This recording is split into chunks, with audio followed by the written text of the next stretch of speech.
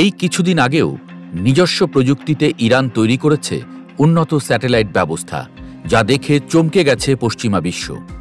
সেই ঘোর না কাটতেই এবার সামনে এলো সম্পূর্ণ তাদের নিজস্ব প্রযুক্তিতে নির্মিত আধুনিক রাডার।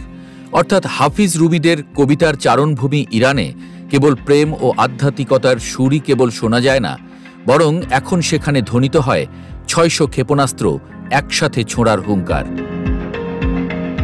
ইরানের জাতীয় গণমাধ্যম প্রেস টিভির তথ্যমতে শনিবার MSSR মোড এস নামের নতুন এই রাডার সিস্টেমের উদ্বোধন শেষে প্রেসিডেন্ট মাসুদ পেজেশকিয়ান নির্দেশ দিয়েছেন এটি দ্রুত স্থাপন করতে হবে দক্ষিণ পশ্চিমাঞ্চলের আবাদান বিমানবন্দরে।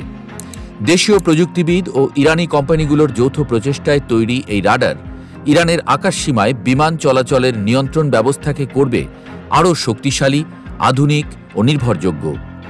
৪৫০ কিলোমিটারেরও বেশি ব্যাসার্ধে বিস্তৃত এই প্রযুক্তি দিয়ে দেশীয় ও আন্তর্জাতিক উড়োজাহাজের চলাচল নিরবচ্ছিন্নভাবে পর্যবেক্ষণও সম্ভব। অর্থাৎ এক বছরেই সামরিক শক্তি ১০ গুণ বাড়ানোর কথা জানানো যে কেবল মুখের কথাই নয়, তারই যেন প্রমাণ দিল ইরান। এই অত্যাধুনিক রাডার বানাতে ইরানের ব্যয় হয়েছে মাত্র $৭.৮৪ মিলিয়ন। বিদেশ থেকে কিনলে তাতে যোগ হতো আরও $১ মিলিয়ন বেশি। কিন্তু এই হিসাব শুধু টাকার নয়, এটা এক আত্মনির্ভর জাতির উদীয়মান সক্ষমতার প্রতীক, যেখানে প্রতিটি প্রযুক্তির পেছনে রয়েছে কঠিন বাস্তবতা জয় করার গল্প।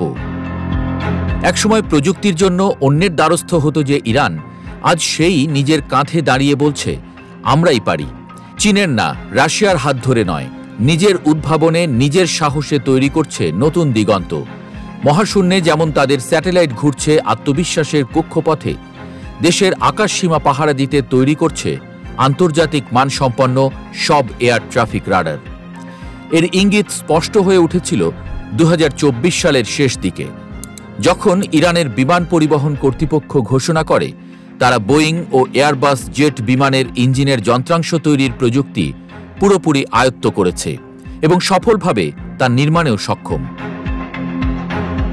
শত অবরোধ, শত নিষেধাজ্ঞার পরও থামানো যাচ্ছে না ইরানের অগ্রযাত্রা।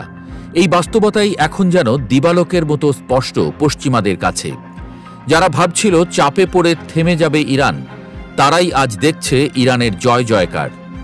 আর তাই তো যুক্তরাষ্ট্র ইসরায়েলের কঠোর হুঁশিয়ারি, নিষেধাজ্ঞার ভেতরেও চোখে চোখ রেখে কথা বলে ইরান। হাজার নিষেধাজ্ঞা সত্ত্বেও ইউরেনিয়াম সমৃদ্ধকরণের ক্ষেত্রে ট্রাম্পের দেশকে মোটেও পাত্তা দেয় না, বরং স্বয়ং ট্রাম্পকেও গলা নামিয়ে আলোচনার টেবিলে বসতে বাধ্য করে। আর ইসরায়েলকে তো সরাসরি বলেই ফেলে, প্রয়োজনে ৬০০ ক্ষেপণাস্ত্র একসঙ্গে ছুঁড়তে পারবে খামেনির দেশ।